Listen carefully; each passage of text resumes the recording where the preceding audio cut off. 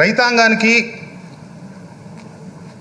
ముఖ్యమంత్రి గారు సెకీ ద్వారా కేంద్ర ప్రభుత్వ సంస్థ ద్వారా చర్చలు జరిపి 10,000 మెగావాట్లు సోలార్ విద్యుత్ తీసుకొచ్చి రైతులకి పగలే నిరంతర విద్యుత్ అందించాలని ప్రయత్నాలు చేస్తూ ఉన్నారు. అలాగే రైతులకి రాత్రిపూట విద్యుత్ ఇచ్చినందువల్ల వాళ్ళకి రకరకాల ఇబ్బందులు, నాణ్యమైన విద్యుత్ ఇవ్వనందువల్ల పేరుకే ఉచిత విద్యుత్తే తప్పితే వారి పొలాలకి సక్రమమైన విద్యుత్ అందించనందువల్ల రైతాంగం పడుతున్న ఇబ్బందులను గుర్తించి ముఖ్యమంత్రి గారి ఏర్పాటు ప్రయత్నాలన్నీ చేస్తూ ఉన్నారు అధ్యక్ష. కానీ విద్యుత్తు పంపిణీ సరఫరాల్లో ఉన్నటువంటి అవరోధాలు అధిగమించి వారికి నాణ్యతతో కూడిన విద్యుత్ అందించడం కోసం ఈ ప్రభుత్వం అధికారంలోకి వచ్చినప్పటి నుంచి 1,700 కోట్ల రూపాయల ప్రతిపాదనలతో సబ్స్టేషన్లు మెరుగుపరచడం కావచ్చు, లైన్లు మెరుగుపరచడం కావచ్చు, అలాగే కేంద్ర ప్రభుత్వం కూడా ఏమైతే ఆలోచిస్తూ ఉందో ఎవరికి జవాబుదారీతనంతో కూడినటువంటి విద్యుత్ ఇవ్వాలి అంటే మీటర్లు పెట్టాలి అంటే ఈ ప్రతిపక్షానికి ఎందుకు మీటర్లు పెడుతున్నాం అనే విషయం మీద అవగాహన లేదు అధ్యక్ష. ఆ కార్యక్రమం ముఖ్యమంత్రి గారు చేపట్టగానే వెంటనే కేంద్ర ప్రభుత్వం నుంచి ఏదో రాయితీలు వస్తూ ఉన్నాయి, ఆ రాయితీల కోసం రాజీపడి రైతాంగానికి నష్టం చేస్తూ ఉన్నారని చెప్పి దుష్ప్రచారాలు మొదలెట్టారు. కానీ ఉచిత విద్యుత్ పేరుతో నాణ్యమైన విద్యుత్ ఇవ్వకపోగా, రైతులకు సకాలంలో విద్యుత్ ఇవ్వకపోగా రైతులు అవస్థ పడుతూ ఉన్నారు. ఒక గ్రామ పరిధిలో మా నియోజకవర్గంలోనే గణపవరం అనే గ్రామంలో 305 వ్యవసాయ విద్యుత్ కనెక్షన్లకు గాను 294 కనెక్షన్లకు మీటర్లు బిగించిన తర్వాత అసలు నిజమైన డిమాండ్ ఎంత ఉంది, మనం ఎంత సరఫరా చేస్తున్నాం, ఆ సబ్స్టేషన్ మీద లోడ్ ఎంత ఉంది అనే విషయాల్ని పరిగణలోకి తీసుకొని ఆ సబ్స్టేషన్ల యొక్క కెపాసిటీ పెంచుకోవడానికి మనకు అవకాశం దొరికింది అధ్యక్ష. కానీ వీళ్ళు ఒక పథకం ప్రవేశపెట్టగానే మనం చూస్తూ ఉన్నాం, ఏదో ఒక సంఘటన జంగారెడ్డిగూడెం జరిగిందంటే ప్రజల్ని ఇక్కడ సభని పక్కదారి పట్టించే దానికోసం చేసినట్టుగానే వెంటనే చంద్రబాబు నాయుడు గారు పిలిపించారు పచ్చ చైతన్య యాత్ర, పసుపు చైతన్య యాత్రలో అని చెప్పి. దాని మీద రైతాంగాన్ని ఆందోళనకు గురి చేశారు. కానీ వాస్తవంలో ఏంటంటే నాణ్యమైన విద్యుత్తు సరఫరా, ఆ ఫీడర్ మీద ఎంత డిమాండ్ ఉందో తెలుసుకోవడానికి ఒక వెసులుబాటు ముఖ్యమంత్రి గారు స్పష్టంగా చెప్పారు, ఖచ్చితంగా రైతాంగానికి ఉచిత విద్యుత్ ఇస్తామని. కానీ దీని మీద ఆందోళన చేయడానికి తెలుగుదేశానికి ప్రతిపక్షాలకి ఏమి హక్కు ఉంది అని అడుగుతా ఉన్నాను. ఆనాడు ఉచిత విద్యుత్ ఇస్తాను అని చెప్పి ప్రీతమ దివంగత రాజశేఖర రెడ్డి గారు చెప్తే బట్టలారేసుకోవడానికి తప్పితే అదేమి ఆచరణలో సాధ్యమయ్యేది కాదు అని చెప్తే, కాదు రైతులకి నేను అండగా ఉంటాను అని చెప్పి అధికారంలోకి వచ్చి తొలి సంతకం చేసి నిరూపించుకున్న మహానుభావుడు రాజశేఖర రెడ్డి గారు. అదే రైతాంగం మేము భరించలేము అని ఆ ప్రతిపక్ష పార్టీ అధికారంలో ఉన్నప్పుడు రైతులు అడిగితే వాళ్ళ మీద కాల్పులు జరిపించి దాష్టీకాలు చేసిన ప్రభుత్వం, ఆ తర్వాత వచ్చినటువంటి రాజశేఖర రెడ్డి గారు కీర్తి కిరీటంలో కలికితురాయి లాంటి ప్రాజెక్ట్ని అదే తండ్రి ఒక అడుగు ముందుకేస్తే తనయుడు 4 అడుగులు వేసి ఇంకా మంచి చేస్తున్నటువంటి ఈ ముఖ్యమంత్రి గారు ఎందుకు వెనకడుగు వేస్తారు? కానీ వాళ్ళకి తెలుసు. కానీ రైతాంగాన్ని వీళ్ళు కావాలని ఉద్దేశపూర్వకంగా పక్కదారి పట్టించే దానికోసం ప్రయత్నం చేస్తూ ఉన్నారు అధ్యక్ష.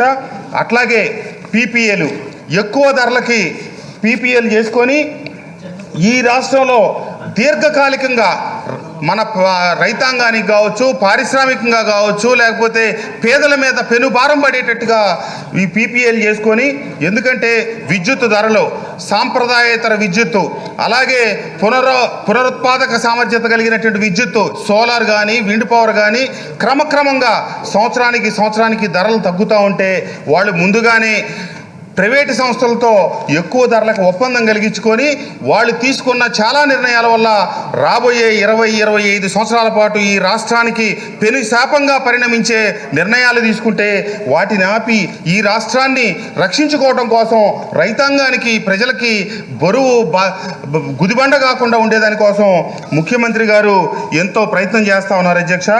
అలాగే పేదలకి ఇటీవల కాలంలో వాళ్ళ ప్రభుత్వం అధికారంలో ఉన్నప్పుడు 75 యూనిట్లతో ఉచిత విద్యుత్ ఇస్తా, తర్వాత కాలానుగ్రహంగా 100 యూనిట్లకు పెంచారు.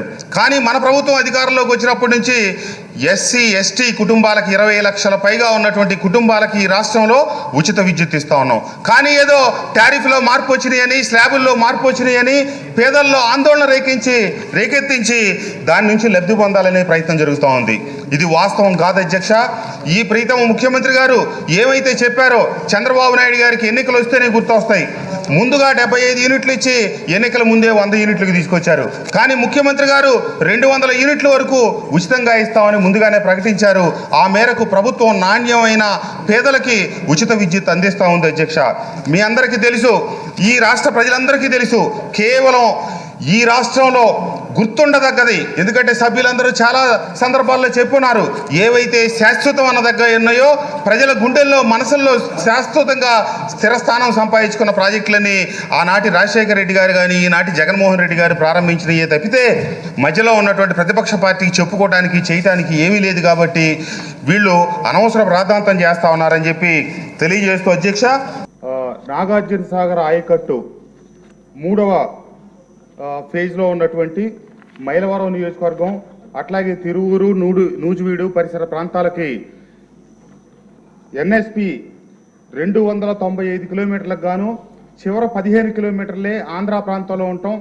మిగిలిన 280 కిలోమీటర్లు తెలంగాణ ప్రాంతంలో ఉన్నందువల్ల చివరి ఆయకట్టు భూములకి నీరు వచ్చే పరిస్థితి లేక రైతాంగం ఇబ్బంది పడతా ఉంటే తాగునీటికి సాగునీటికి గౌరవ ముఖ్యమంత్రి చంద్రబాబు నాయుడు గారు ఆ రోజు 2014-19 మధ్యలో ఈ విషయాన్ని గుర్తించి ఎప్పుడో ప్రారంభమైనటువంటి 2019 ప్రాంతంలో ప్రారంభమైనటువంటి చింతలపూడి ఎత్తిపోతల పథకాన్ని విస్తృతపరిచి తొలుత దీన్ని 2 లక్షల ఎకరాల కొత్త ఆయకట్టుని సృష్టించడం కోసం ఏర్పాటు చేసిన ఈ ప్రాజెక్ట్ని తర్వాత చంద్రబాబు నాయుడు గారి దూరదృష్టితో ఏమైతే సాగరు ఎడమ కాలువ కింద ఉన్నటువంటి చివరి ప్రాంతాలకి ఆయకట్టుకు 3వ ఫేజ్లో ఉన్నటువంటి భూములకు నీరు అందట్లేదని చెప్పి కొత్తగా దీని ఆయకట్టుని పెంచి కొత్తగా ఒక 2,80,000 ఎకరాలు ఏవైతే సాగర్ చివరి భూములు ఉన్నాయో పశ్చిమ గోదావరి, అలాగే ఏలూరు, కృష్ణా, ఎన్టీఆర్ జిల్లాల్లో ఉన్నటువంటి 35 మండలాలు, 10 నియోజకవర్గాలు, అలాగే 4 పార్లమెంటరీ నియోజకవర్గాల్లో ఉన్నటువంటి భూముల్ని స్థిరీకరించడానికి 4,80,000 ఎకరాలకి విస్తీర్ణాన్ని పెంచుతూ 4,909 కోట్లతో 2017లో అప్పటి ముఖ్యమంత్రి చంద్రబాబు నాయుడు గారి చేతుల మీదుగా మైలవరం నియోజకవర్గంలో శంకుస్థాపన చేసుకొని పనులు ప్రారంభించి అతి వేగంగా జరుగుతున్నటువంటి పనుల్ని దురదృష్టవశాత్తు 2019లో అధికారంలోకి వచ్చినటువంటి జగన్మోహన్ రెడ్డి గారి ప్రభుత్వం ఏమైతే రివర్స్ పాలన అన్నిటినీ పక్కన పెట్టినట్టుగానే ఈ ప్రాజెక్టు కూడా ఆగిపోయింది అధ్యక్ష. మొదట 1,700 కోట్లతో ఈ పనులు ప్రారంభమైతే చంద్రబాబు నాయుడు గారు ఈ ప్రాజెక్టుని 4,80,000 ఎకరాలకి ఆయకట్టుకు తీసుకెళ్లేటట్టు 4,900 కోట్లతో దీన్ని ప్రణాళికలు రూపొందించి 4,200 కోట్ల రూపాయలు ఖర్చు చేసి దీంట్లో 4,013 ఎకరాల భూములు సేకరించవలసి ఉంటే దాదాపుగా 3,325 ఎకరాల భూములు సేకరించి వాటికి రైతులకి చెల్లింపులు చేయటం పూర్తయింది అధ్యక్ష. దీంట్లో కేవలం 688 ఎకరాలు ఇంకా భూములు సేకరించాల్సింది. అలాగే అటవీ భూములు ఒక 4 హెక్టార్లు కేవలం 300 మీటర్లు మాత్రమే సేకరించవలసి ఉంది. ఈ కారణాలతో గత ప్రభుత్వంలో దీని మీద శ్రద్ధ చూపనందువల్ల ఈ ప్రాంతానికి 4,200 కోట్ల రూపాయలు నిధులు వెచ్చించినప్పటికీ ఈ రాష్ట్రానికి ఏమాత్రం ప్రయోజనం అనుకోవట్లేదు అధ్యక్ష. ఏవైతే మళ్ళా అక్కడ కొత్త ఒక జలాశయం నిర్మించాలని ఇట్లాంటివన్నీ మళ్ళా దీన్ని ఇప్పుడు కొత్త ప్రతిపాదనలు దాదాపుగా 9,500 కోట్లు 9,600 కోట్లతో కొత్త ప్రతిపాదనలు తయారు చేయడం జరిగింది. ఏమైనప్పటికీ ఈ మధ్యలో పురోగతి లేకుండా ఆగిపోయినటువంటి కాలువల పనులు ఈ ప్రభుత్వం రామానాయుడు గారి ఆధ్వర్యంలో త్వరితగతిన చేపట్టి దీనికి చాలా అడ్డంకులు ఉన్నాయి. కొద్ది ప్రాంతాల్లో కేవలం రాజకీయ పార్టీలు రాజకీయ కారణాలు సాకులుగా చూపించి భూసేకరణకు అడ్డు తగులుతా ఉన్నారు. దీంట్లో ప్రభుత్వం కూడా అటవీ భూములు సేకరించవలసింది ఒక 4 హెక్టార్లు మాత్రమే ఉంది. దీనివల్ల ఒక 300 మీటర్లు పైప్ లైన్లు పూర్తి కానందువల్ల ఒక దేశ ఎత్తిపోతలాగిపోయింది. అంతేకాకుండా తాడిపూడి దగ్గర ఏర్పాటు చేసినటువంటి మొదటి దశ, రెండో దశల దగ్గర మోటార్లన్నీ పెట్టడం, వాటిని విద్యుత్ స్టేషన్లు పెద్ద పెద్ద స్టేషన్లో ఏర్పాటు చేయటం. ఇప్పటికి దాదాపుగా 4-5 సంవత్సరాలు పైబడి 6 సంవత్సరాలు అవుతా ఉంది. ఇన్ని మోటార్లు పెట్టి 18 మోటార్లు పెట్టి భారతదేశంలో అత్యంత కెపాసిటీతో ఏర్పాటు చేసిన మోటార్లు, సబ్స్టేషన్లు అన్నీ కూడా నిరుపయోగంగా పడి ఉన్నాయి. 2000 కోట్ల రూపాయలు కనుక ప్రభుత్వం ఖర్చు చేయగలిగితే వచ్చే 1.5-2 సంవత్సరాల ప్రాంతంలో ఈ ఏవైతే 35 మండలాలు, 10 నియోజకవర్గాలు, 4 పార్లమెంటరీ నియోజకవర్గాల్లో రైతాంగానికి తక్షణం మైలవరం నియోజకవర్గానికి, తిరువూరు, నూజివీడు ప్రాంతాలకి, అలాగే గన్నవరం, పశ్చిమ గోదావరి జిల్లాలో కొన్ని ప్రాంతాలకి 2,80,000 ఎకరాలకి మొదటి దశ కింద తక్షణం నీరు ఇవ్వడానికి వీలు పెడతా ఉంది. ఇంకా ప్రాజెక్టు 1,700 కోట్లతో మొదలైంది 4,900 కోట్లు, 4,900 కోట్లది ఇప్పుడు 9,500 కోట్లు, ఇలా ఎగబాకుతా ఉంది. కాబట్టి దయచేసి మంత్రి గారు దీన్ని ప్రాధాన్యత దృష్టిలో పెట్టుకొని ఈ ప్రాజెక్టు త్వరితగతిన పూర్తి చేసి 4,80,000 ఎకరాలు సాగు భూమికే కాకుండా 29 లక్షల మంది జనాభాకి తాగునీటిని కూడా అందించే ఈ ప్రాజెక్ట్ని త్వరితగతిన పూర్తి చేయాలని చెప్పి మంత్రి గారిని సభాముఖంగా కోరుకుంటూ ఈ అవకాశం కల్పించినందుకు ధన్యవాదాలు తెలియజేస్తా ఉన్నాను అధ్యక్ష.